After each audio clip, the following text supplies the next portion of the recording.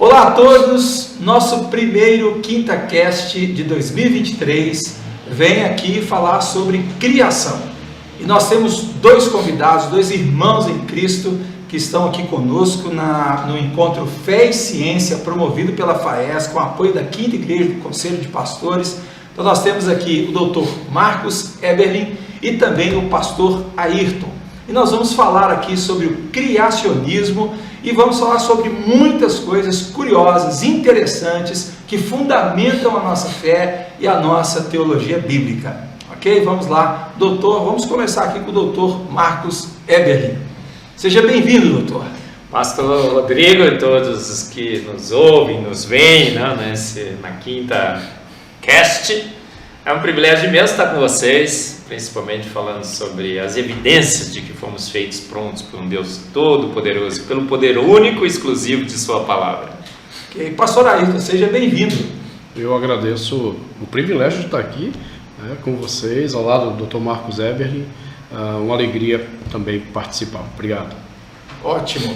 Então vamos lá. Dr. Marcos, criacionismo bíblico. O que o senhor tem a dizer sobre o autor de todas as coisas?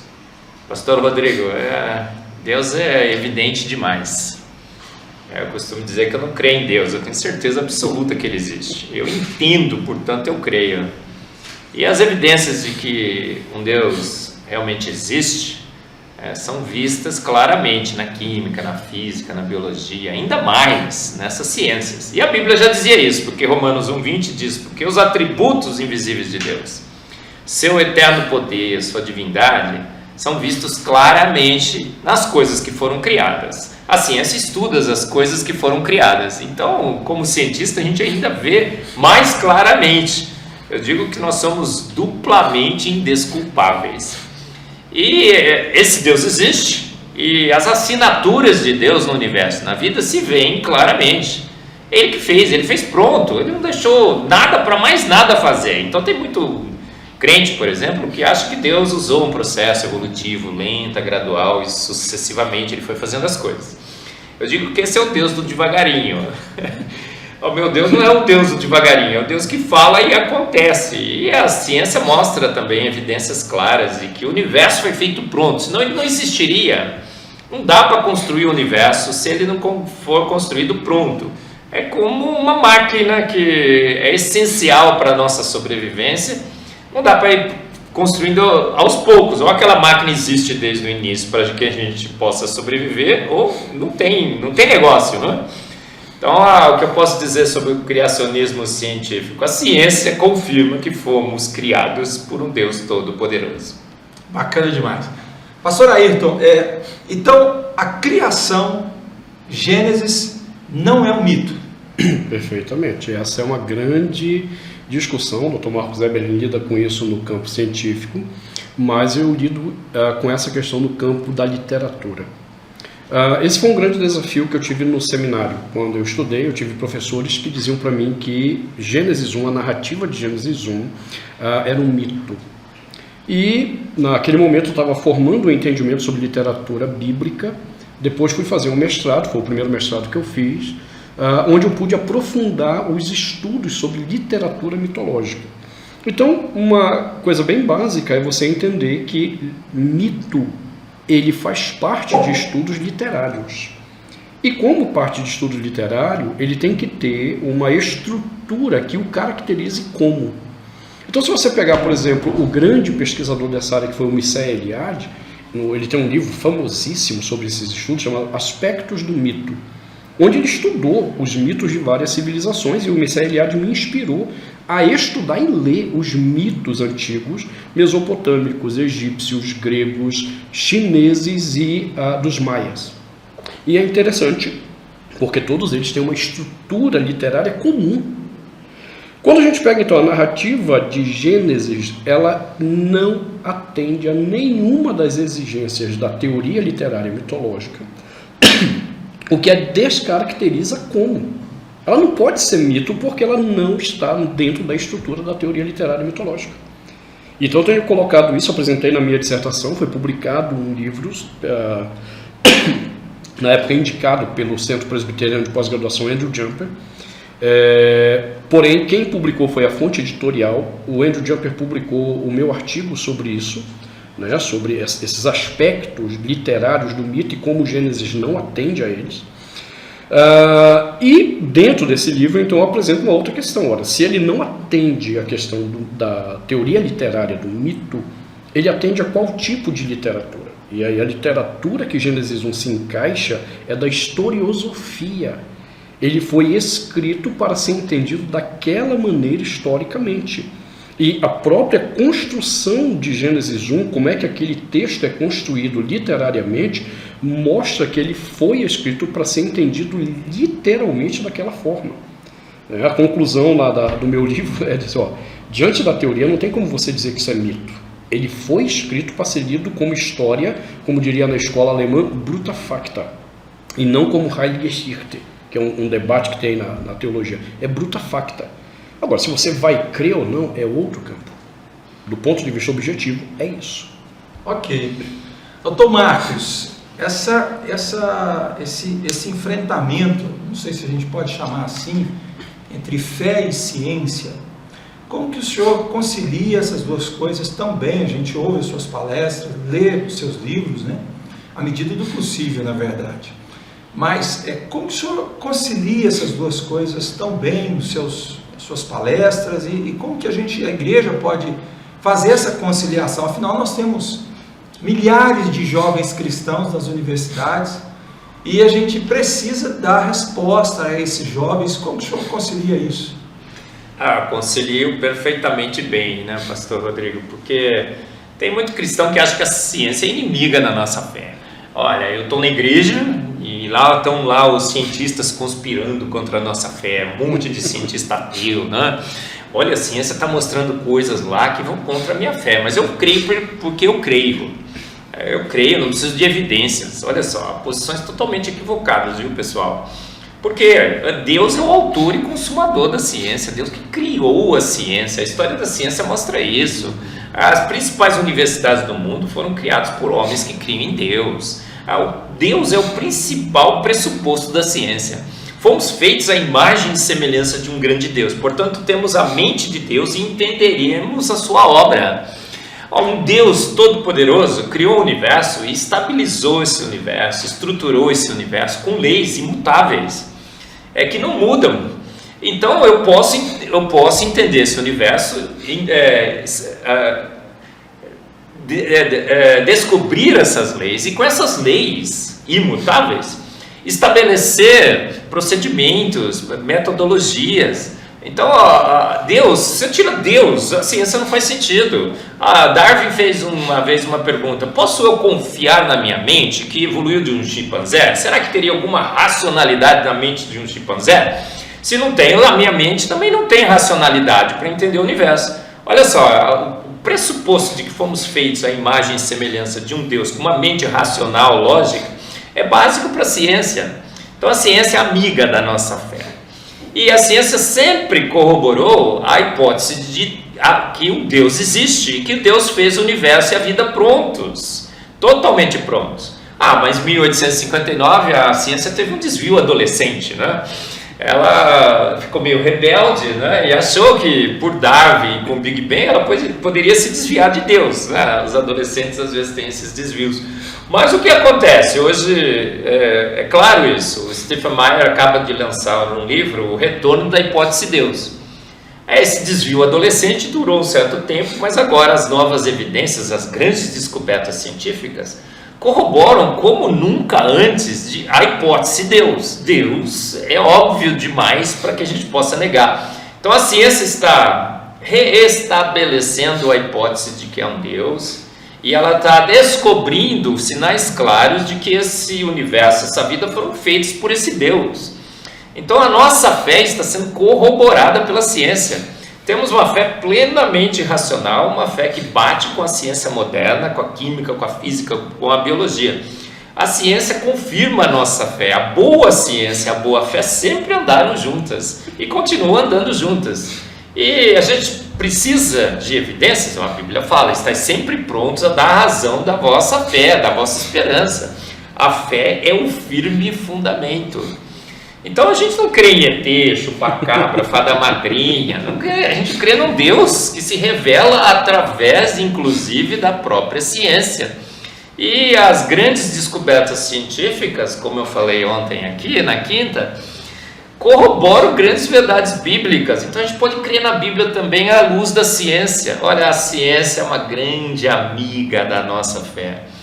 E a ciência é um empreendimento divino, Deus criou a ciência. Grandes cientistas, os grandes cientistas, 90% dos ganhadores de prêmio Nobel, como falei aqui ontem na quinta, homens que criam em Deus, ateus 10%, ganhadores de prêmio Nobel, 10%, os pais da ciência, das suas principais áreas, da química, Boyle, Pascal, Newton, Faraday, Kepler,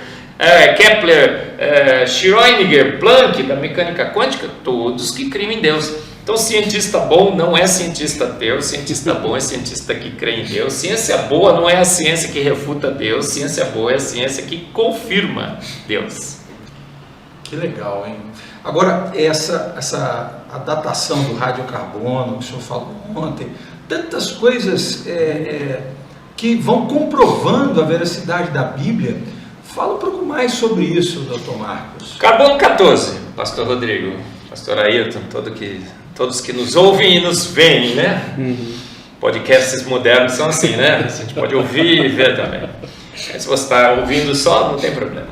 Olha só, carbono 14, muitos acham que carbono 14 serve para demonstrar que a Terra e a vida são antigas. Não serve, o tempo de meia-vida dele é muito curto, 5.735 anos. Então, o carbono 14 não serve para mostrar que as coisas são velhas, ele serve para mostrar que as coisas são jovens.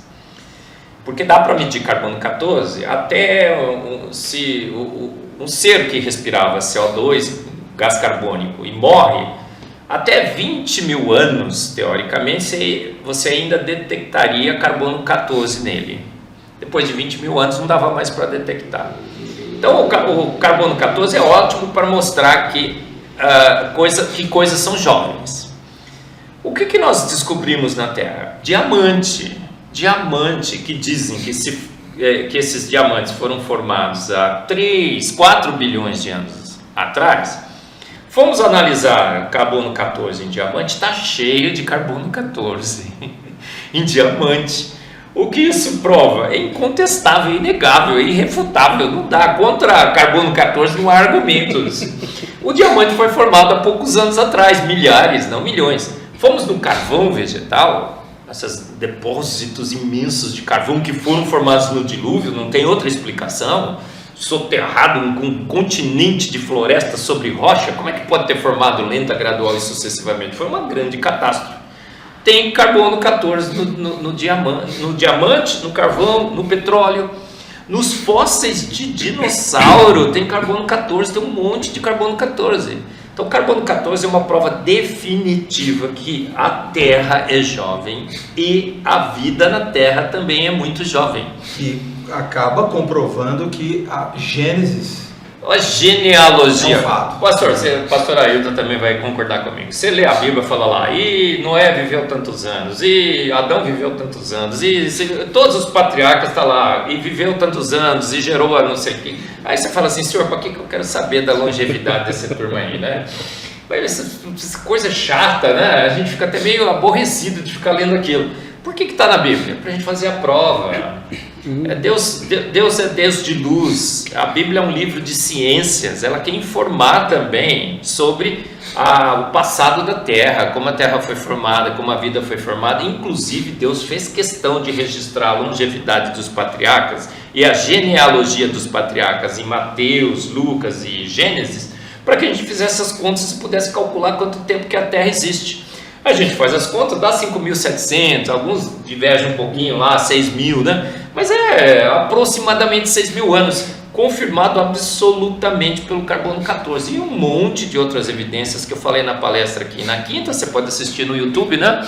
Ela está toda lá no canal da quinta, sensacional, o pastor aqui dessa igreja é fantástico, está sentadinho ali, né? Pastor Lúcio.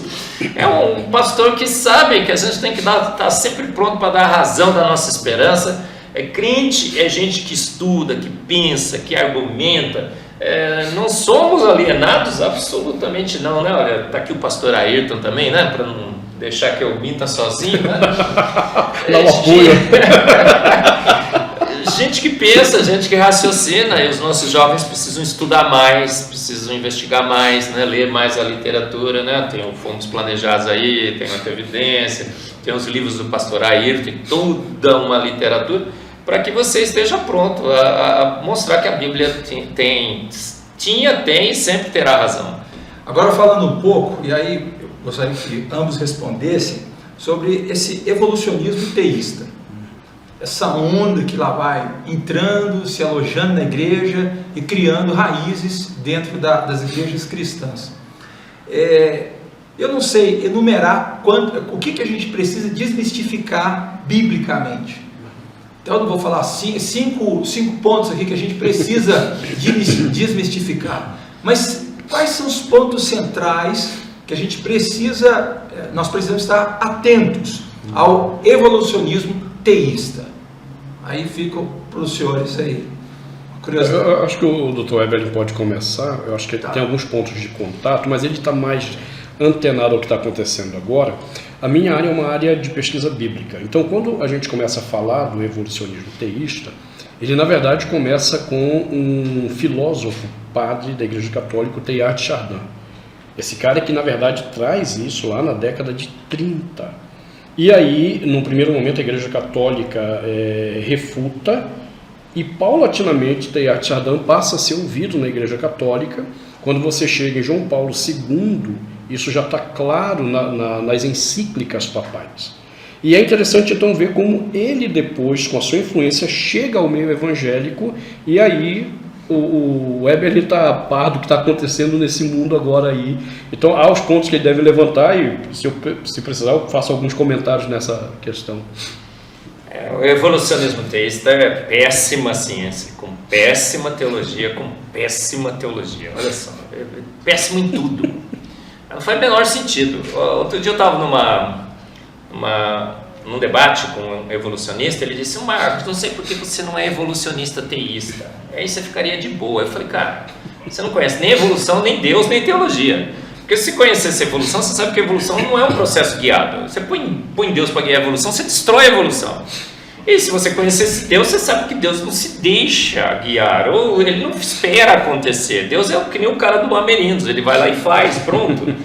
Então é um samba do crioulo doido, é uma liga que não dá liga, que não junta, que não gruda. Por que é péssima ciência? Porque Darwin morreu, a gente sabe disso, não tem nenhuma evidência de que realmente evoluímos. A seleção natural não cria nada novo, ela só ceifa o mais debilitado. Mutações são defeitos que causam defeitos. Defeito causa defeito, não é óbvio? Mas é isso que a gente descobriu. O tempo, os milhões de anos se foram. As fotos do James Webb mostram o universo absolutamente pronto desde o seu início, e um universo jovem desde o seu início. Contra fotos não há argumentos. A gente tem a foto, tem um monte de evidências que a Terra é jovem. Então, olha, o darwinismo perdeu o tempo, perdeu a seleção natural, que era super poderosa, mas ela não tem poder nenhum, ela só ceifa o mais debilitado, e perdeu as mutações. A gente sabe hoje pela ciência que as mutações são todas deletérias. Então como que vamos atrelar a nossa teologia a uma ciência falida?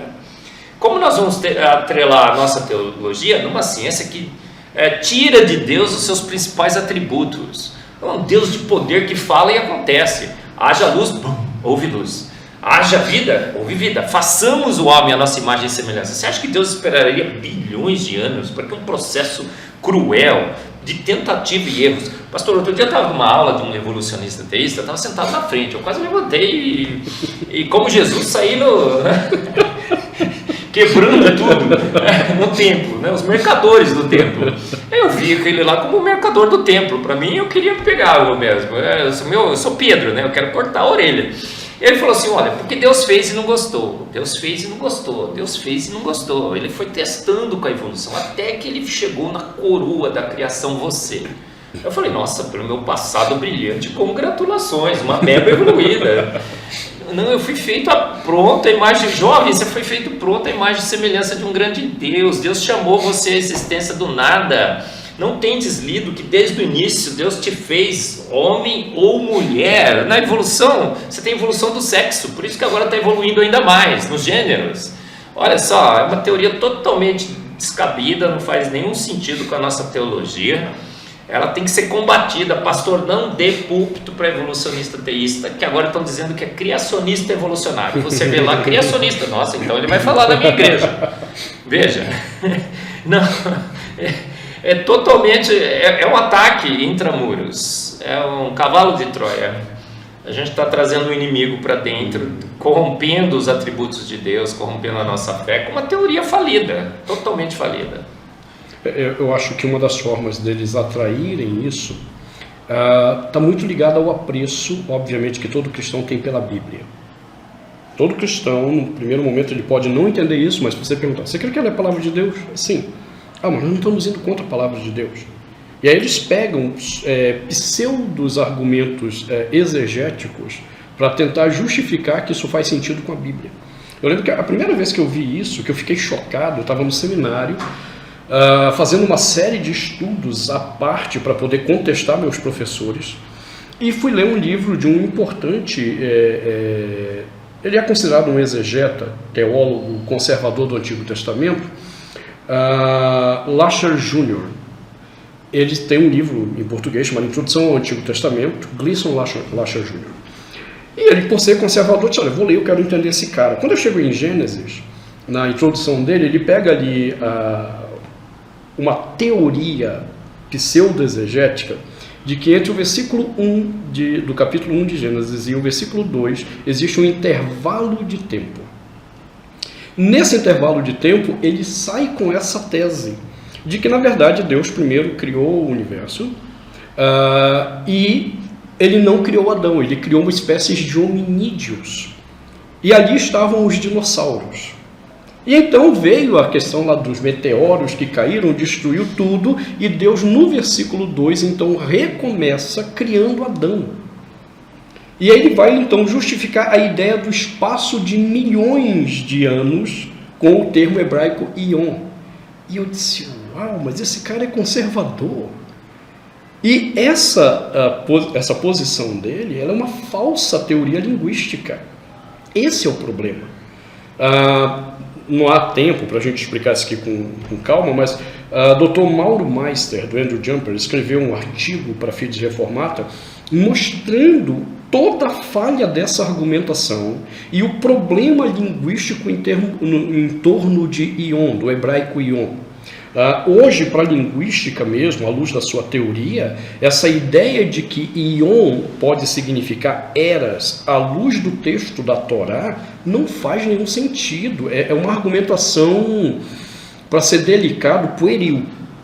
Não querendo ser agressivo, é uma argumentação muito pueril. Qualquer linguista que entenda da teoria literária, do campo semântico e lexicográfico, olha e diz assim, cara, isso não faz sentido, pelo amor de Deus, é muito tola essa argumentação. Mas veja, isso num exegeta respeitado, conservador, que está batendo de frente com liberais, ele aceita essa teoria. Então o Weber já viu isso várias vezes, essa tese do ion, para se referir a eras. Né? E um outro mito, vamos dizer assim, que tem sido criado, é exatamente o que a gente mencionou de Gênesis como um texto mitológico. Só para você ter ideia, há 200 anos atrás, os que defendiam a literatura mitológica pararam de falar porque eles não conseguiam provar. Então surge um cara chamado Hermann Gunkel, que começa a propor então que são lendas. No famoso livro dele, The Legends of Genesis, ele refaz a pesquisa e novamente ele não consegue provar o outro tipo de literatura que é lenda. Surge então uma nova tentativa do Sigmund Mowinckel com a ideia de folclore, e eles não conseguem provar também, porque toda a literatura que você tem em Gênesis, ela está muito bem fundamentada na estrutura historiográfica ou historiosófica. Quem souber inglês pode ler um livro de um cara chamado John Sailhammer, chamado Genesis Unbound, onde no final ele mostra, olha, todas as teorias literárias foram testadas, nenhuma delas se confirmou. E hoje o que eles estão falando? Não, é uma meta-história. Por que eles estão falando de meta-história? Porque meta-história não tem objetividade, é o que você quer acreditar. Eles saíram do campo objetivo porque, na hora de provar, não fecha. Você vai chegar na literatura historiográfica em Gênesis. E esse erro de interpretação, ele é bem difundido em muitas denominações. Sim. É que essa era jurássica é antes da criação de Adão. Essa era jurássica aí, parece ter um versículo lá em Isaías, eu não me lembro agora, a terra veio a ficar sem forma e vazia. Em Gênesis, desculpa te interromper, é exatamente entre Gênesis 1 e 2, que assim, no princípio criou Deus os céus e a terra.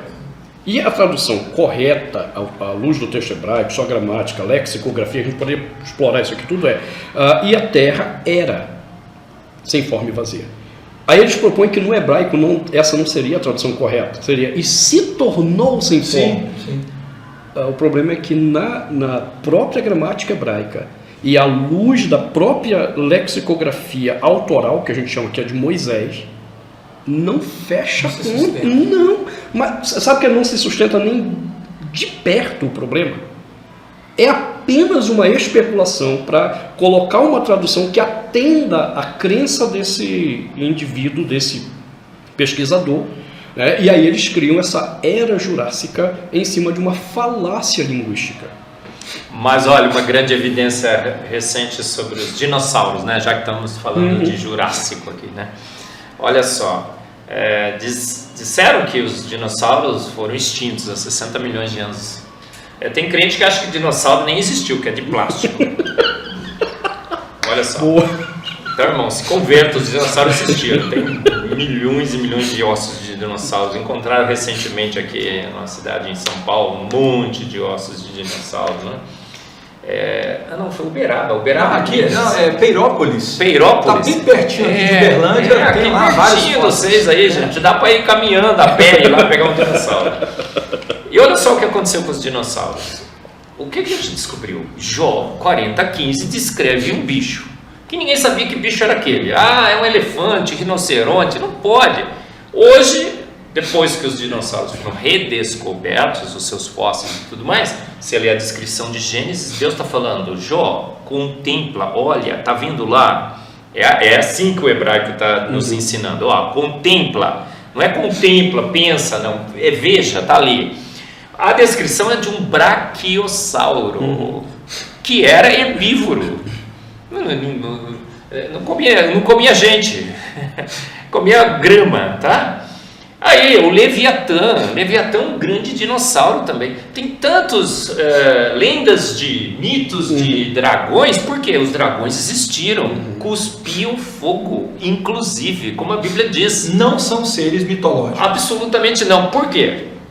Dado após dado, espectro após espectro, a verdade que é enfatizada a cada avanço da ciência é que a Bíblia tem e sempre terá razão. Recentemente foram pegar um osso de dinossauro, Mary Schwartzer, uma criacionista evolucionária, teísta, fez um vexame. Ela achou um osso de T-Rex, foram buscar o osso de T-Rex, cortaram o osso porque não cabia no helicóptero. Primeira vez na história da humanidade que alguém corta um osso de T-Rex, um fêmur, que é muito valioso. Cortaram. Tinha tecido mole, células sanguíneas, cheirava mal. Levaram para o laboratório, encontraram praticamente... Hoje já começaram a cortar tudo quanto é osso de dinossauro. O osso nem sequer está fossilizado, ele está ainda orgânico. 17 tipos de biomoléculas já foram encontrados. Hoje a gente tem o DNA do dinossauro. Dá até para pensar na desextinção do dinossauro, a lá Jurassic Park mesmo. Encontraram outro dia o dinossauro com pele, com ossos internos. Olha, tem grandes evidências também de que a gente viveu com dinossauros. Em hipóteses na América do Sul tem figuras de dinossauro, tem caverna com figura de dinossauro, tem relatos de povos na China que guardavam bichos em cavernas e descreviam esses bichos, eram dinossauros. Então, gente, os dinossauros foram extintos há 60 milhões de anos atrás? Não, milhares, não milhões. Foram extintos, a gente tem certeza tem. O selacanto, um peixe que falaram que tinha sido extinto há 200 milhões de anos, outro dia ele falou nadar, estava cheio no mar de selacanto, ele estava escondidinho na profundeza, a gente estava achando. Eu acho que os dinossauros foram extintos, mas eu não tenho certeza. 1/3 da Terra nunca foi investigado. Tem aqueles sumidouros, que são buracos dentro da terra, imensos, que a gente nunca entrou. De repente tem um dinossauro escondido lá. Então o dinossauro é uma prova cabal de que a vida é recente e de que, de fato, a Bíblia tem razão, porque ela descreve. O Jó 40,15 é uma descrição de um dinossauro, enquanto a ciência não conhecia os dinossauros. O tradutor chegou naquele ponto e falou: que bicho é esse, meu Deus? Não é? Vou pôr um elefante aqui, um rinoceronte. Passou vergonha, porque a cauda como cedro, né? Botaram hipopótamo na tradução. Hipopótamo, caldo como cedro. Seu hipopótamo tem uma caudinha A assim. cosmovisão da igreja está mais para Jurassic Park do que para a Bíblia. Então, os homens bíblicos conviveram com dinossauros. Sim, a gente tudo tá com ciúme, não tá? Eu também, eu gostaria de ver uns... Mas na glória, minha filha outro dia falou assim: pai, vai ter cachorro nos céus? Eu falei: não sei, filha. Vai ter cavalo? Ela falou: não sei, se não tiver eu não vou. Eu falei: é verdade, filha. Pô, já pensou se não tiver cavalo, cães e dinossauros no céu? Vai ser meio chato, não vai? Eu acho que Deus, não sei se o pastor Rodrigo e todos os pastores aqui, Lúcio, todos os pastores concordam, mas eu acho que Deus vai... Vamos ter um Jurassic Park? Sim, na glória, né? Deus vai falar: olha lá, todos esses bichos, porque Deus... Você já viu a descrição de Jó? Deus fala: contempla esse bicho magnífico que eu fiz. Olha só como é que eu sou bom em fazer bicho. Não é assim que Deus fala? Olha ele é grande, um pescoço imenso, para os rios. Olha, isso aqui gospe fogo, gente. Olha aí. Agora o cara fala assim: pô, cuspir fogo também é demais, né, Marcos? Dragão cuspir fogo? Gente, para Deus fazer um bicho que cuspe fogo é facinho, não é? O besouro bombardeiro, ele emite um spray de água oxigenada com hidroxiquinona, extremamente oxidante. Vagalume tem uma lâmpada de LED, não é? Tem uns bichos maravilhosos que fazem, tem uma tecnologia muito, muito mais sofisticada do que cuspir fogo. Vaca produz metano. O bicho poderia produzir metano, tinha uma forma qualquer de aquecer aquele gás, pô. Olha só. Então nós na glória vamos ter todos esses bichos recuperados, e o dinossauro é mais uma grande evidência de uma descoberta científica recente de que a Bíblia é digna de toda confiança, inclusive quando ela descreve os dinossauros, antes da ciência descobri-los. Então vamos para a quinta série. Fazer uma pergunta da quinta série aqui, que é eu os só dinossauros na arca. Tá. Depois dessa. Deixa eu só complementar essa questão aqui, porque isso eu acho muito interessante. O Dr. Weber está mencionando aí o Jó 40,15. Lá a palavra hebraica é Behemoth. Qualquer exegeta sabe que isso refere-se a um animal de uma grandeza não imaginada, descomunal, obrigado. E eu tive o privilégio de traduzir para a língua portuguesa uma obra de um dos maiores exegetas do Antigo Testamento. Esse cara realmente é considerado uma das maiores autoridades no mundo. Ele inclusive é consultor de tradução da Bíblia, tanto para os Estados Unidos quanto para a Europa. Chama-se Dr. Tramper Longman III. Eu já tive o privilégio de trazer o Tramper Longman ao Brasil, na nossa instituição. E ele escreveu um livro sobre a interpretação da literatura sapiencial, que eu fui contratado para traduzir. Quando chegou nessa parte de Jó, ele comenta o Behemoth como esse animal descomunal. Nós não temos noção realmente do que é, mas veja o que é a catequização evolucionista. Dr. Tramper Longman, na hora que você disse assim, agora ele vai dizer, cara, isso aqui parece mais com o dinossauro. Ele diz assim, olha, há uma tese que tenta ver um dinossauro aqui, mas eu não julgo que isso seja possível. Pronto, aí ele acaba e continua o assunto dele, tendo feito toda a descrição de que é um animal que caberia muito mais na imagem de um dinossauro, mas eu não consigo ver que seja assim. Mas eu acho que não é. Exatamente. Então, assim, rapaz, como é que o cara consegue fazer um negócio desse? E o que é legal assim, ele termina dizendo, eu não consigo ver que seja. Ponto. Aí ele continua a análise dele do discurso em Jó, que é fenomenal, a análise dele, espetacular, mas nesse ponto você diz, cara, como é que ele está contaminado, né, ou catequizado por essa mentalidade que o impede de assumir uma postura tão clara sobre aquele texto. Então, a quinta série, né, tem toda essa curiosidade aí de Noé ter convivido com os dinossauros e outros homens bíblicos. Né? E aí, lá nos Estados Unidos, a Arca, né? E aí o senhor esteve lá pessoalmente. E como que se dá essa parte aí de Gênesis, a visão dos senhores aí?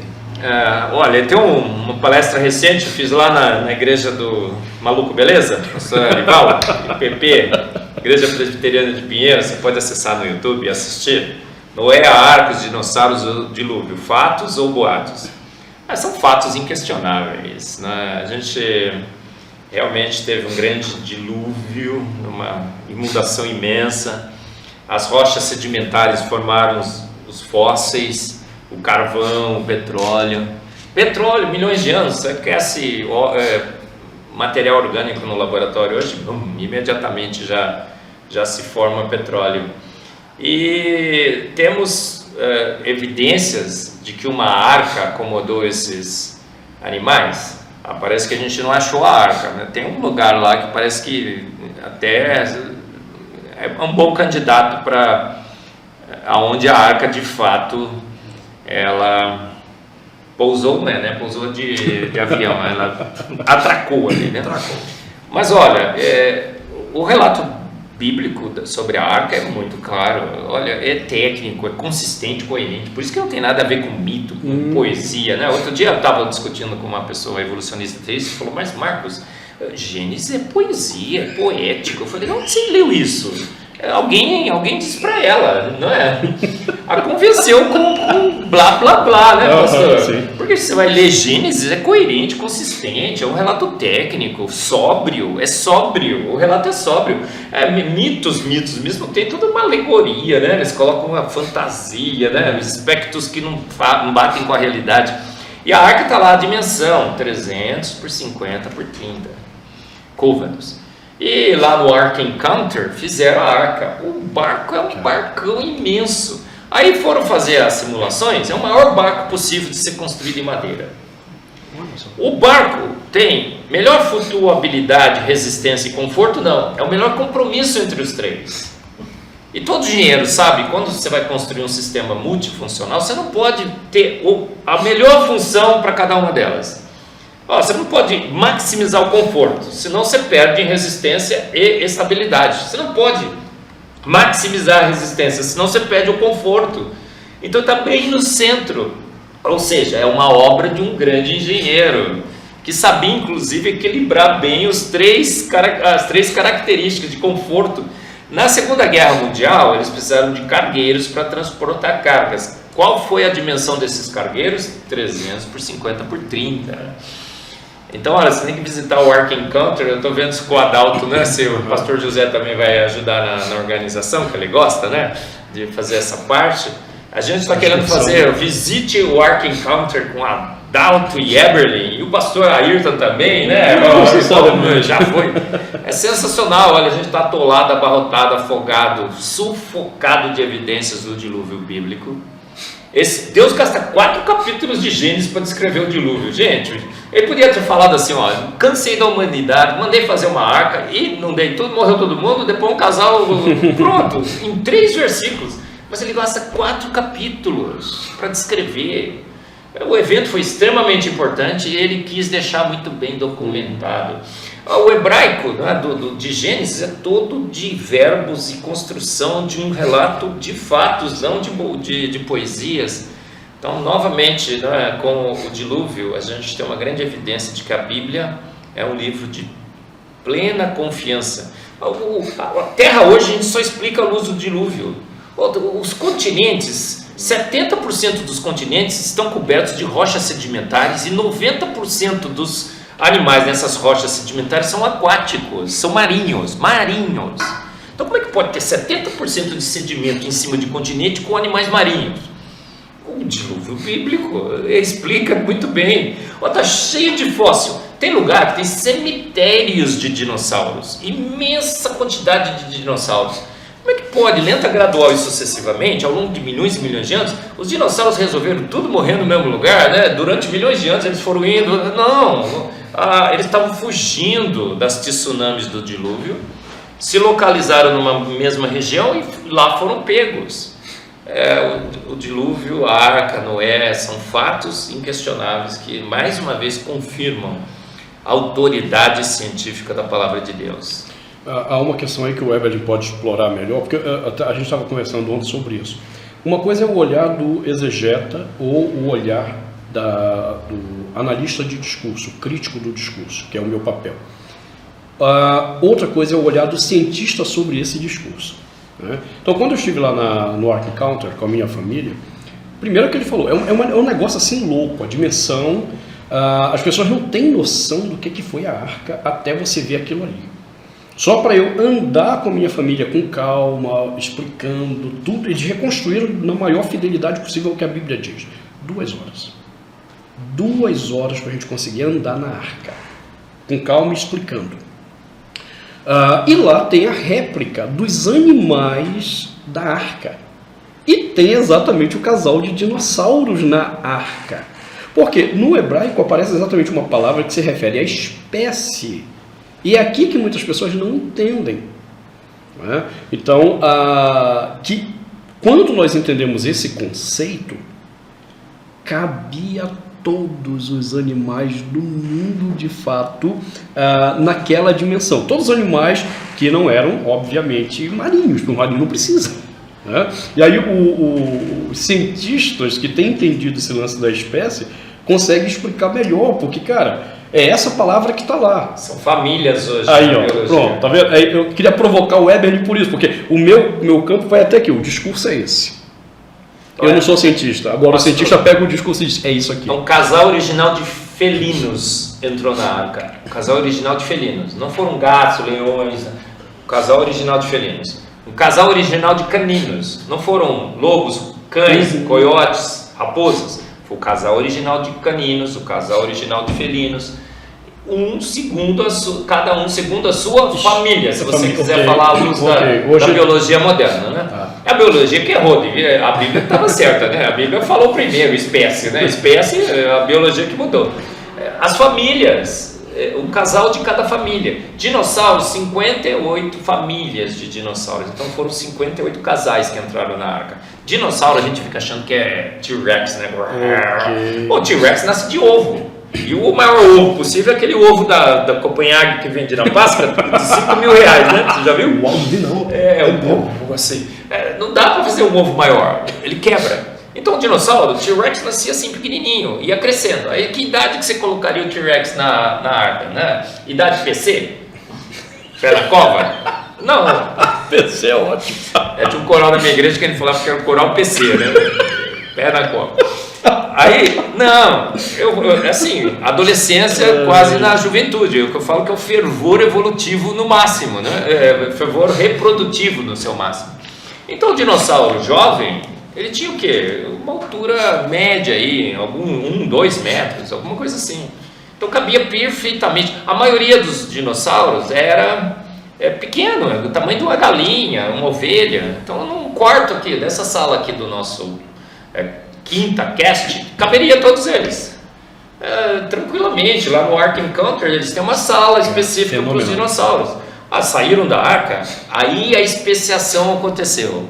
Aí eles começaram a se diversificar, o canino começou a se diversificar, o felino, porque o mundo se tornou totalmente diferente. Antes era um único mundo, um único continente, a Pangeia, um único clima, muito mais CO2 no planeta, então as plantas cresciam muito mais. Hoje a gente tem muito pouco CO2. Tem gente preocupada com o aquecimento global, gás carbônico. Gente, tem pouco. Você pega uma estufa, enche de CO2, as plantas crescem, ficam bonitas, tá? Por quê? Tem menos CO2 hoje. O mundo mudou muito para pior. Continua ainda maravilhoso. Porque quando você piora o que Deus faz, ainda fica maravilhoso, não é assim? Mas as condições, né, que o mundo mudou, tudo bate de novo com o relato bíblico, e nós temos mais ainda evidências de que Deus realmente destruiu esse planeta num grande dilúvio, e as evidências são claras, claríssimas. Ok, eu tenho uma última pergunta aqui, foi feita pelo pastor. Ele pergunta assim, qual seria o impacto científico, teológico, doutrinário, né, de Adão e Eva não serem literais? Pergunta fácil de responder. E aí, doutor, pastor? Teologia tem como pastor, né? Com certeza. Ok. Se Adão e Eva não existiram, nós não precisamos de um Redentor. Ele veio nos redimir do quê? Ele veio nos salvar do quê? Começa por aí. Toda a história do pecado, como nós entendemos como parte da nossa natureza, deixa de fazer sentido. Daí o próprio Novo Testamento ele reforça a ideia de figuras históricas realmente, da qual Cristo veio nos redimir. E veja, do ponto de vista, vou fazer uma análise rápida aqui de semiótica sobre essa questão que eu acho muito interessante. Poderia demonstrar isso sem nenhuma dificuldade textual, mas não há tempo. Adão é criado no 6º dia. Em que dia Cristo morre? Exatamente no 6º dia. Porque é exatamente a ideia da mensagem salvífica da redenção que está acontecendo. Aquele que foi criado no 6º dia e falhou, é agora sepultado na morte de Cristo no 6º dia. Por isso Paulo vai usar a analogia aqui da questão de que Cristo é um novo Adão. É por isso que Lucas vai trazer a genealogia de Jesus até Adão. Então há toda uma construção semiótica dentro da polifonia textual que nos mostra que essa era a intenção mesmo de Deus em fazer Cristo morrer no 6º dia para sepultar a história daquele homem que de fato nos trouxe a maldição do pecado. Aí é interessante porque Cristo vai ressuscitar no 1º dia da semana. Por quê? O que foi criado no 1º dia da semana? A luz. E ele é apresentado como a luz. A luz que vai fazer agora essa criação e em Cristo a recriação. Ora, para que faça sentido o que Cristo está fazendo, Adão tem que ser uma figura histórica. Se ele é uma figura mitológica, o que Cristo está fazendo é papo de maluco. É coisa de doido. Ele pirou, esse cara não existe, ele está recriando o que nisso aqui? Então a Bíblia cria todo esse ambiente linguístico para mostrar é uma questão histórica para a reconstrução de uma história nessa pessoa chamada Jesus. E essa descendência, doutor, por isso que eu fiz essa pergunta para ambos, muito bem respondido pelo pastor, mas essa descendência, né, que toda a humanidade veio de Adão e Eva. E aí fomos investigar o DNA mitocondrial, que só temos nas nossas mitocôndrias. Deus, ele conduz a ciência. Ele falou, agora vocês vão descobrir o DNA. Agora vocês vão construir uma máquina para sequenciar o DNA. Deus conduzindo a ciência. Porque eu cansei dessa ladainha de que Adão e Eva não existiram. Que isso daí é figurativo, tal, que os eruditos da nossa fé agora estão anunciando por aí. Então vai sequenciar o DNA mitocondrial. Sequenciamos. Agora a gente faz em 1, 2 horas. Eu vou melhorar esse sistema seus que está meio demorado. Vocês demoraram 23 anos para fazer o primeiro genoma humano. O que é isso, gente? Vocês foram feitos à minha imagem e semelhança. Acelera isso daí, né? Agora em poucas horas a gente faz no laboratório. Fizeram o sequenciamento de DNA mitocondrial de um monte de gente. Descobriram que todos nós viemos da mesma mulher. Você pode traçar isso pelo DNA mitocondrial. E como as pessoas que foram, de quem você coletou esse DNA, sabiam de onde que eles moravam, dá até para saber de onde que essa mulher veio. Ela veio do noroeste da África. E aí, primeira avaliação que fizeram, olha, foi 200 mil anos que ela viveu atrás. Aí saiu um novo artigo, corrigindo as taxas de mutação que foram encontradas, das mutações que foram encontradas nesse DNA, recalcularam 6 mil anos. 6 mil anos. Então, não só não faz sentido a teologia, também não faz sentido a ciência. A gente vê isso da mesma mulher. Aí fizeram a mesma coisa com o cromossomo Y. 6 mil anos, um único homem que viveu no noroeste da África. Out of Africa é a nova teoria sobre as nossas origens. Saímos da África. A Bíblia já dizia isso há muito tempo. 6 mil anos, a Bíblia já dizia. A gente está redescobrindo a ciência. A ciência está redescobrindo a Bíblia. Adão e Eva, gente, os eruditos da nossa fé estão anunciando por aí que isso daí é figurativo, é poesia, é uma lenda, que Deus é o épico de Gilgamesh, né? O John Walton no seu livro escreve isso, o William Craig, In the Quest of the Historic Canadian, pondo dúvidas sobre Gênesis. Como se a própria ciência demonstrou que viemos de uma única mulher, de um único homem, que foi tão semelhante à Bíblia que eles não conseguiram evitar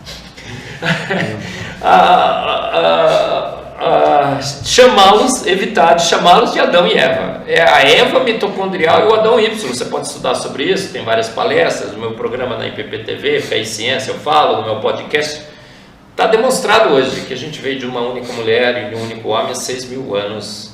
E a ciência comprovando, então, o Adão e Eva da Bíblia. Então, boa ciência, boa filosofia, boa teologia, é a boa ciência, a boa filosofia, boa teologia que une as descobertas científicas com uma Bíblia literal, que relata fatos de Gênesis 1:1 a Apocalipse 22:21. Vamos lá, pastor Ayrton, ele está aqui em Uberlândia, em ocasião para ser inaugurado aí, né? Sim. A faculdade, a FAES. Queria que o senhor, então, rapidamente falasse sobre isso. Ele trouxe também um livro, A Palavra de Deus em Nossas Mãos. Falasse também um pouquinho dessa literatura. Tá joia. Para a gente caminhar para esse encerramento nosso. Nós estamos aqui, como você mencionou, porque tivemos o privilégio da parte de Deus de tomar aí, essa palavra não é boa, de dar prosseguimento, de receber um legado que foi construído aqui em Uberlândia pela Igreja Shalom. Ela constituiu uma faculdade, a Faculdade Shalom, e nós recebemos esse legado agora para dar continuidade a uma visão cristã. E o grupo que assumiu, né, a Faculdade Shalom, renomeou a faculdade para a FAES, que é a Faculdade de Ensino Superior de Uberlândia, dentro de uma visão totalmente cristã. O que eu quero dizer com isso? Educação cristã você faz de duas formas. Ou por princípios e valores cristãos, ou por cosmovisão cristã. Então, o que nós temos hoje no Brasil são instituições por princípios. E o que nós estamos propondo é uma visão da ciência sob a ótica da cosmovisão, onde, de fato, a declaração de Deus sobre o mundo e toda a ciência não somente reja, como construa, de fato, ciência. É isso que nós estamos fazendo com a Uberlândia. É um trabalho que a gente já faz em Brasília com o grupo CEBI, que é a Sociedade de Estudos Bíblicos Interdisciplinares, e que nós queremos expandir a partir de Uberlândia agora, né? Sobre o meu livro, primeiro recomendar o Mito e a História da Criação, que não está aqui, infelizmente. Esse livro ele era publicado pela Fonte Editorial. A Fonte tomou um caminho lá meio complicado, eu entreguei então para duas editoras que publicam em parceria, que é a editora da CEBI e a Semeadores. Na editora da CEBI está esgotado, esse livro só vai encontrar na editora Semeadores, tá? O Mito e a História da Criação, que é a minha dissertação de mestrado, mostrando essa questão de que não tem como Gênesis ser um texto mitológico. E esse, que você estava mostrando aí, é meu último livro, que é um livro onde eu compartilho um pouco de 28 anos de sala de aula como professor de exegese, que foi um trabalho a pedido de uma igreja, inclusive, num acampamento, para falar primeiramente o que nós estamos fazendo de errado na nossa leitura da Bíblia e por que nós não estamos entendendo direito a Bíblia. Então a primeira parte do livro é muito prático, esse livro, vários exemplos. E a segunda parte é, se eu estou entendendo onde eu estou errando, como a Bíblia requer que eu me aproxime dela para extrair o melhor dela. Então, há uma série de propostas aí de coisas simples que você, mexendo um pouquinho só, muda a tua compreensão, torna clara a leitura da Bíblia. Nesse livro aí, há muitas meia-culpas que eu assumo, do tipo, eu acreditei nisso aqui, isso não faz sentido biblicamente, eu dou exemplos pessoais de erros que eu cometi por causa de uma perspectiva acadêmica demais, não que a Bíblia não nos leve mas ela não começa por aí, né? Esse é o último ponto que ela nos propõe de leitura dela mesma. Então esse foi meu último livro. Muito obrigado. Aquela câmera ali, viu, doutor Marcos? Doutor Marcos tem aqui 3 literaturas: Antividência, Fomos Planejados, esse aqui eu tenho, o Duelo do Século, Duelo Científico do Século. E fala um pouquinho, doutor, dessas literaturas. Muito bem, olha, esse aqui, o Fomos Planejados, empresta aí, pastor. Aqui, é o best-seller do design inteligente no Brasil. Comecei a escrever em 2008, terminei em 2014. E É um compêndio sobre as teses do design inteligente, conta um pouco também da minha trajetória, da história do design inteligente. Então evidências científicas de que fomos feitos prontos, planejados por um Deus todo-poderoso. A gente fala do designer aqui, né? Porque a ciência não consegue identificar. É como uma obra de arte, você sabe que foi um artista, mas não sabe quem pintou, né? Ele não escreveu o nome dele ali. Mas com a teologia a gente sabe que é o nosso grande Deus que fez todas as coisas.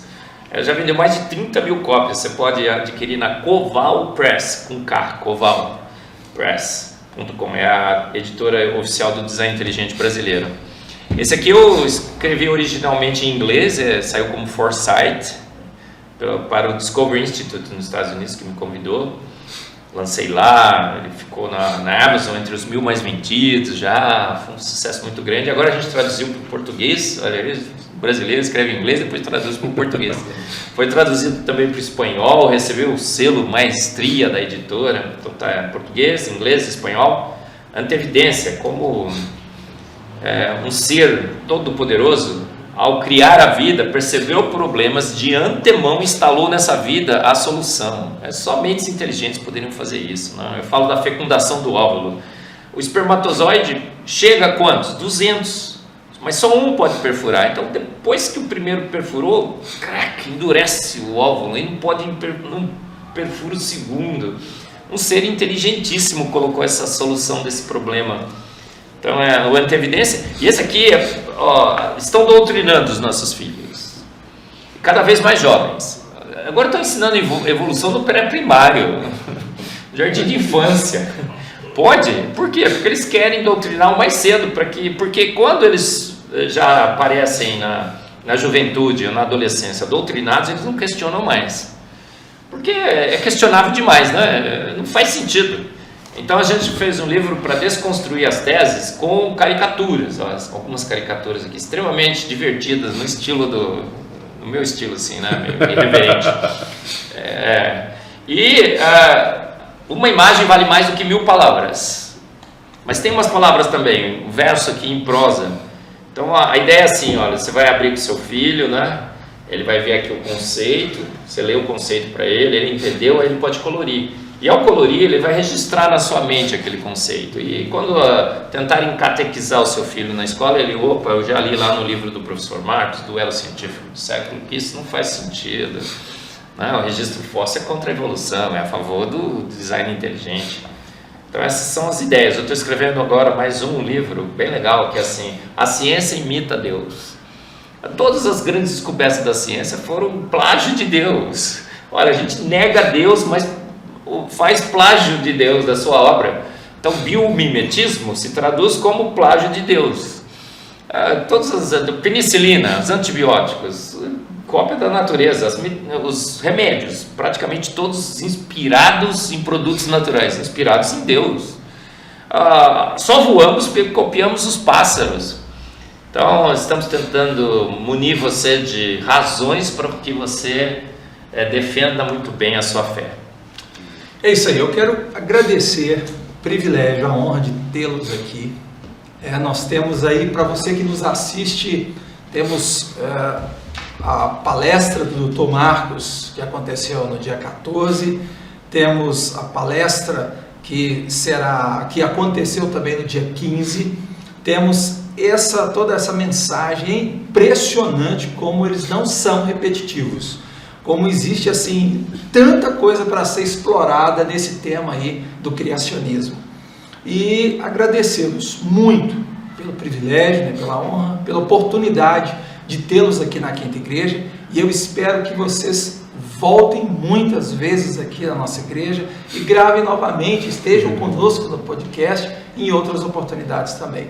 Para você que acompanhou esse podcast, né, o Quinta Cast está de volta em grande estilo aqui em 2023. Eu espero que você compartilhe esse conteúdo, que você convide outras pessoas para assistir esse podcast, para que esse conhecimento, tudo que foi colocado aqui, possa então deixar você cada vez mais firme na fé cristã. Que Deus te abençoe e muito obrigado.